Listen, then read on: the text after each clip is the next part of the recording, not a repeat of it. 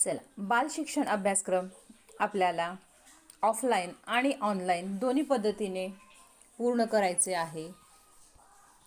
त्यासाठी आपल्याला टोटल 5 सत्रे घ्यायची आहेत. त्यामध्ये आपल्याला या पुस्तकाचे सविस्तरपणे अभ्यास करायचा आहे.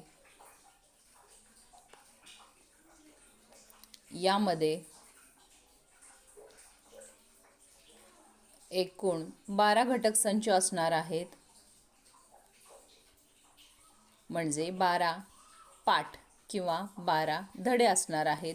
प्रत्येकाचा विषय हा वेगवेगळा असणार आहे. विषयानुरूप जे समान असतील अशा घटक संचांना एका सत्रात घ्यायचे आहे. तर त्याप्रमाणे आपण पहिल्या सत्रामध्ये 1, 3 आणि 4 घटक संच यांचा अभ्यास करणार आहोत.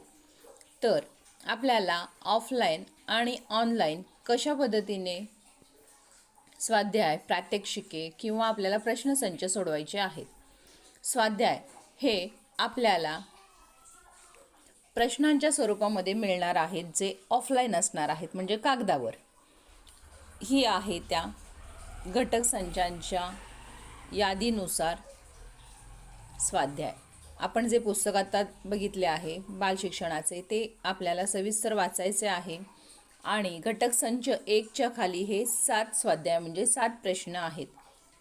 तर हे सगळ्यांना सोडवायचे आहेत का? तर नाही.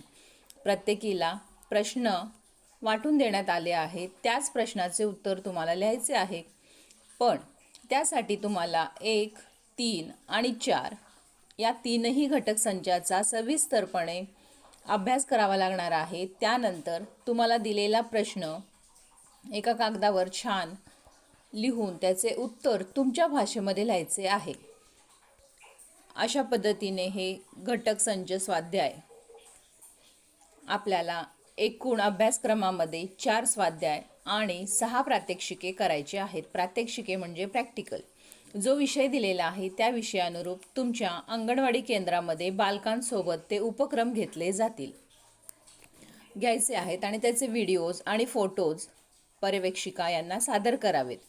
आणि हे जे स्वाध्याय आहेत हे दिलेल्या वेळेमध्ये पूर्ण करून चेकिंगसाठी पर्यवेक्षकांकडे सादर करावयाचे आहेत. तर कोणाला कोणता स्वाध्याय मिळाला आहे हे कुठे कळणार आपल्याला? तर आपल्या यादीनुसार, जे पर्यवेक्षिका मॅडम तुम्हाला तयार करून देतील. तर यानुसार